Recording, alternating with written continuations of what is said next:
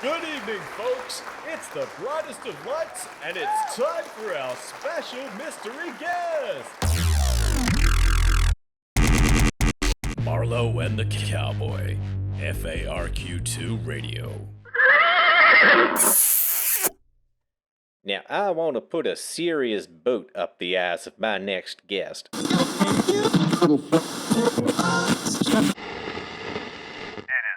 pleasure to announce Fleet Marshal Marco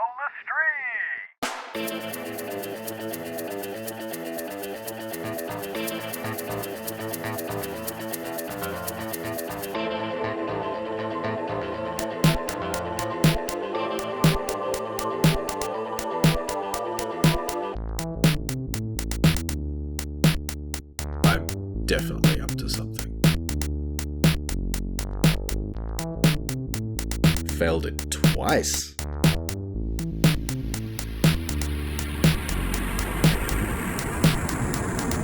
No, keep it, you drongo. Here's one for the garage goth.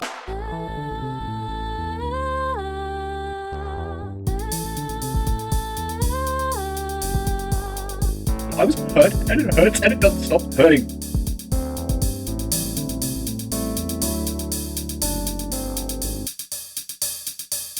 Welcome, foolish mortal. Happy time zone, folks. It's Marco Lustri here with the question and answer audio I promised when I hit 200 subscribers, which I never thought would happen. Firstly, I'd like to thank everyone who pitched in near the end to get me over the line, especially Striker Sly, who linked my channel during her stream at just the right moment. I'm not enormously worried about subscriber numbers and views. The sheer amount of collaborating, production, and writing I get to do with creatives I admire kind of makes me happy as I am. Still, I'm utterly grateful to those of you who have subscribed, and to those of you who comment on my videos. You are legends of the highest order. And to those backing me on Patreon, you make me just giddy. Absolutely giddy. So, I got sent questions on Discord and Twitter, but this happened so long ago that I don't have a record of who asked me what. So if you hear your question, yay! Also, special guest VA, Golem the Bot, will be asking me the questions. I can't believe this is my acting debut. So, take it away, Golem. What is something good, something bad, and something unexpected you've learned since becoming a VA? The most good thing I've learned since becoming a VA is how much of an impact you can have on people and how much you can improve their day. That was completely surprising to me. I'd had my own positive kind of reactions to people doing audios, but nothing. I was kind of, it's opaque to you when you're a listener just how much sometimes you'll touch somebody with an audio that you do. And to those who've sent me messages in the past, I love you. Something bad. Yeah, there are some real narcissists in our community. I'm a fairly normal person. I have my good points, my bad points, but oh lordy, are there some terrible people in our community. We know who they are. They know who they are. Everyone knows who they are. It's a creative industry. You just live with it. The most unexpected thing was just just how little actual voice acting work I would be doing to be a YouTube voice actor. I thought back when I was doing professional voice acting in a studio that, applying for parts and sending in audios was a massive time sink. That's nothing compared to how much you have to put into Twitter, Discord, learning technology, production, that kind of thing. I'd probably say I spend 90% of my time doing anything but recording or writing audios. Okay, next one, Goal. What would you say are your biggest inspirations for your writing, scripts, VA work? I think the first time I was inspired to try it myself was when I saw Goodnight Moon. And she was one of the first of the kind of first generation VAs to start bringing role plays heavily into her channel. And I really wanted to do that. So I started writing scripts. It would be 2 years before I went anywhere near a microphone, but that was when I started writing scripts. More recently, it has to be Eastgate Audio, Venture Audio. Those two were formative in a big way because not only did I love their work, but I got to work with them, which was huge for me. There are other people kind of in that category, but then I would be talking about, I'd be listing 20 odd names. And also just my previous writing work. I've been a professional writer for nearly 24 years. There's a lot of influence in that. And, well, Ian M. Banks. There you go. That's the big one. What have you found is most helpful to prepare you mentally to record an audio? Getting all of my kind of just normal bio stuff out of the way. Drink water, go to the bathroom, have a shower, get your room tidy. Stuff that's going to annoy you or just niggle at your head while you're trying to record.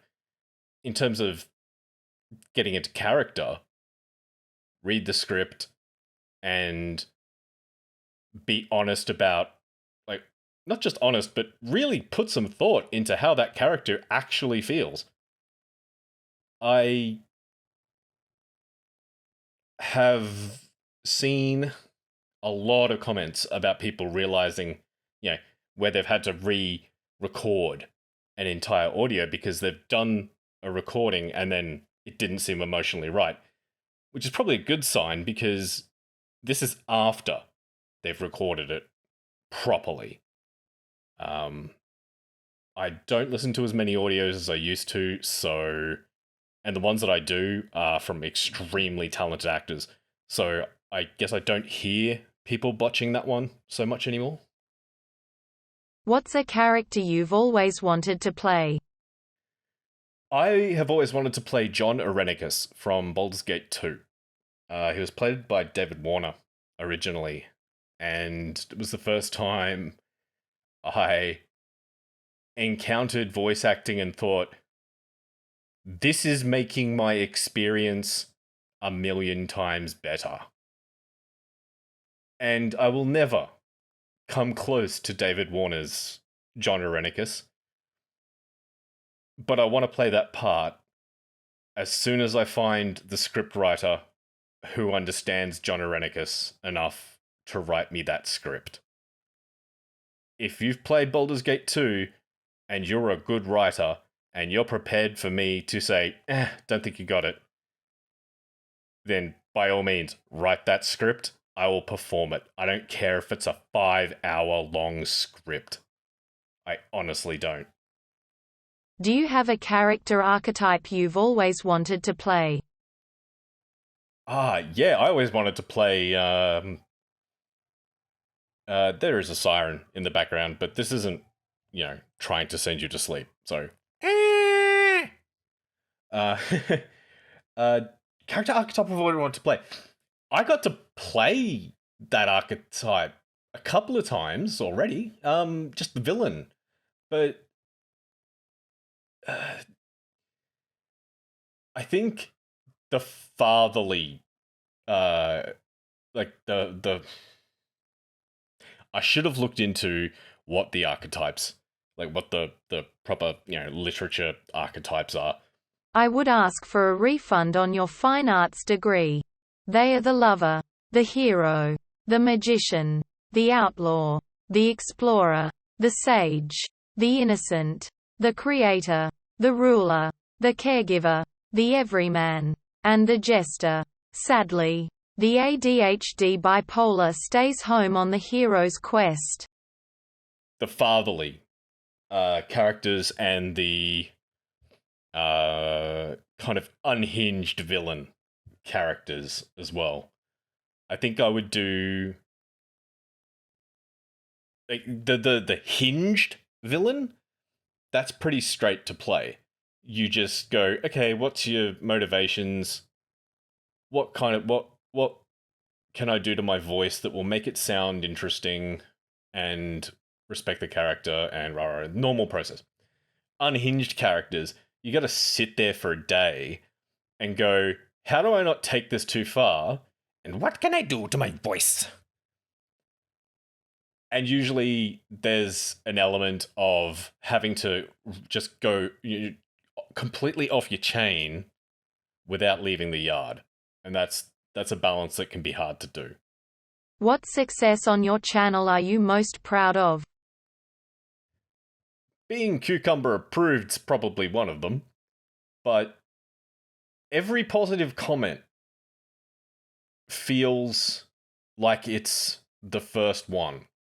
It never, ever dulls. I don't think I've ever gone, oh, that's nice, another positive comment. Every time, it's like, oh my god, I don't deserve that. Even if it's just, hey, you did good here. I'm still shocked and amazed by every positive comment. So that's kind of what I'm most proud of, is I get most proud when someone... Definitely one of them was Lupin reacting to Day Off Part 2 coming out. That was big. She probably didn't really mean a whole lot by it, but it certainly made me just go, yes! Do you have any prompts you'd like to return to? Besides the impossible sequel of Sleep, which I think I may have written. Oh, my memory. I absolutely need to get back to doing scripts with the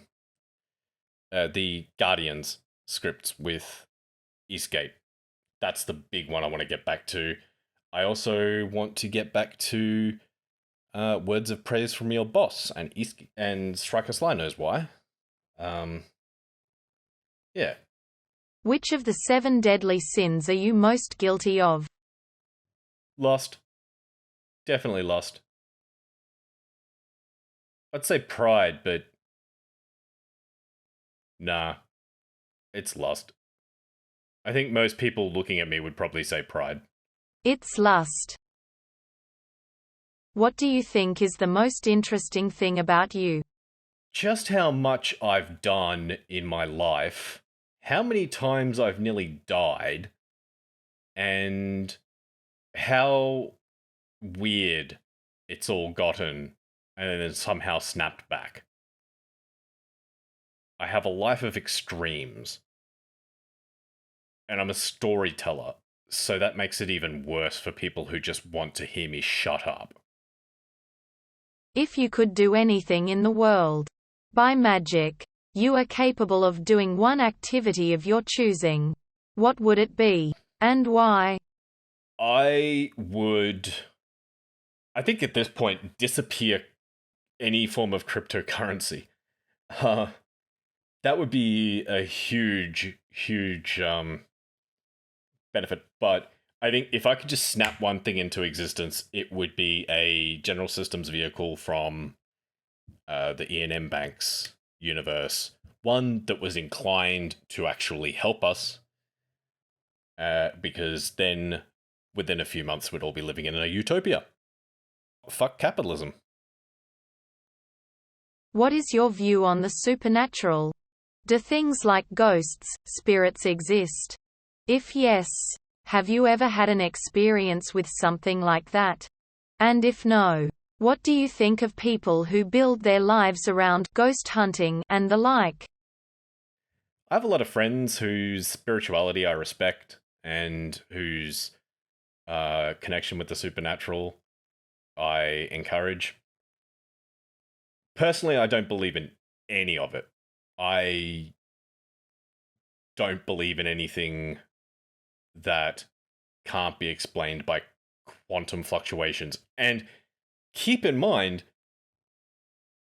quantum fluctuations can have some severely weird effects on the world. They just tend not to be in the macro world. I don't believe in ghosts. Don't believe in spirits. I don't believe in the afterlife. I don't believe in magic. I don't believe in spirituality. I don't believe in this notion that we are all connected, because all that's really talking about is all that is a misunderstanding of the idea that at the quantum level, fundamental particles are just perturbations in a field. And that field is pretty much omnipresent. That doesn't get past the fact that the speed of light should better be called the speed of causality. You can't, just because this field is omnipresent and omniconnected doesn't mean two perturbations at distance can have any impact on each other unless they are quantumly entangled. And those systems, we know how they work roughly. They don't cause magic. They don't cause psychic abilities. We've tested the bejesus out of that.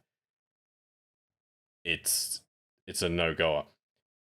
I do think a dude named Jesus of Planet Earth existed. I just don't think he was the son of God. A tie-in. Do you believe dreams have secret meanings? Or reading palms? Or tea leaves? Tarot? How about astrology, zodiac and horoscopes? I don't believe them, but I like them. And the reason for that is that if you see someone really railing hard against them, that person's probably a misogynist, because the majority of those things are things that women enjoy. And if you see someone who's railing on things that women mainly enjoy, there's probably something to that. So while I don't believe it, I think they're fun. And I don't mind getting into that occasionally. Do I make decisions based on it? No.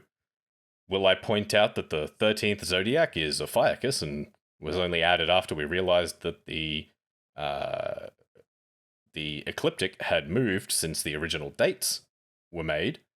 Yes, because that's interesting. Do I know if I'm a Cancer or a Gemini? I don't know, but every time I bring it up, someone gets angry at me. Do you think creatures like Nessie, Bigfoot or the abominable snowman are real? Well, I don't have any evidence either way, but probably not. But what's more interesting to me are the extremophiles, the centimeter-long bacteria that we found recently. The bacteria we find 10 kilometers under the, well, more like 4 kilometers under the surface. Just these incredible things about life and how it exists that are so much more interesting than something like Nessie. It just boggles my mind that people can somehow live in ignorance of this intensely weird biosphere in which we exist and be obsessed with a potential plesiosaur splashing around in some pond somewhere. Of the wonders of the world, which would you want to visit most? One for modern and one for ancient. Well, the ancient one's got to be the library at Alexandria. I think that was an ancient... Yeah, maybe I'll pause and check this out. Okay, I've just looked it up, and the at Alexandria, it wasn't the library that was the ancient wonder. It was the lighthouse. And I think in that case, for the ancient world, it'd have to be the Hanging Gardens, because we don't know if, how, and when it existed, etc. So if it did exist, being able to go and poof, you're back to the Hanging Gardens, you'd learn a lot and you'd make a absolute mozza on the books when you got home. In terms of wonders of the modern world, wow, that's a underwhelming list. Absolutely underwhelming list. I mean, I've been to one and didn't realize it, and that was the Colosseum. Okay, probably the Colosseum, just because it did surprise me in terms of its impressiveness. The Great Wall of China is cool, but the rest of them I could live without. What is your favorite flavor? Scent. View. My favorite flavor is the spearmint flavor used in spearmint thick shakes at the Pancake Manor here in Brisbane. I will, as soon as we walk in, ask the person serving us to make me one, because that will tide me over until they get back and I can order another one. I will usually have 3, and that's not good for me. But we must have our joys in life. My favorite scent is just not gonna make me look good. Back when I was a teenager, there was this really cheap perfume that a lot of the girls around me used. It was this strawberry perfume. No one over the age of 17 could probably smell it and not think, oh God, I'm going to be sick. It was a very sweet, very intense, very noticeable scent, but I remembered it. It really went into my memory because a couple of women that I had deep crushes on would wear it back in the day. And then I think I was in my late 20s, early 30s, and went on a date with a woman. And at one point in the date, she actually put some on, and I think I was left with 2 brain cells. And was, you know, those cartoons where you know, someone's just smitten with someone else and they're kind of floating along in the air behind them with little love hearts kind of popping off? That was me. Anything she said at that point would have been 100% gospel, or you know, her wish would have been my command. And I didn't expect it. It just, that memory came back so hard that my brain just went flatline. What's your opinions on cancel culture and what it's done to social media and the internet as a whole? Anyone who uses the word cancel culture non-ironically, I think you should walk away slowly with your hand on your wallet. I mean, it's not cancel culture, it's accountability. And getting people off of platforms so that they can't continue to spread stupid shit that harms society is not some bad reflex or bad habit that people with antagonistic kind of intentions do. It's what people who have been marginalized for generations do. I mean, have you noticed that most people who've been deplatformed have been at least white, mainly white and male, and mainly white, male, and heterosexual? Why? Because they've never had to think about what they say until the internet gave everyone else the chance to kind of meet each other and go, wait, I'm not the only one. And we just started saying, that's not good enough. you know, we don't want you to say that. We don't want to pay to hear you say that. And we don't think, as a society, that it's helpful for you to say that. Only one person needs to be saying an unpopular opinion at once. We do not need to have entire meme streams of people saying something horrible. We just need one person to keep their eye on making sure that the devil's advocate position is remembered, and then everyone else can get on with being helpful to society. We don't need the majority to be saying horrible things just for free speech. It's wow, the concept of free speech has taken a beating since it was kind of posited. What is something you have learned about yourself since becoming a VA? My paternal streak is slightly bigger than I expected. I've always, I've always kind of been okay with the idea of me being a dad, except for the fact that it requires you to have a child. Like, if I could just be, oh yeah, I'm a father, but never have had a kid, that would be ideal. Yeah, it's just, that's why I do fatherly ASMR. I get to feel like a dad without having to raise a kid for, realistically, 23 years. And do that level of destruction to the environment. Because the best thing you can do for the environment right now is not have a fucking kid.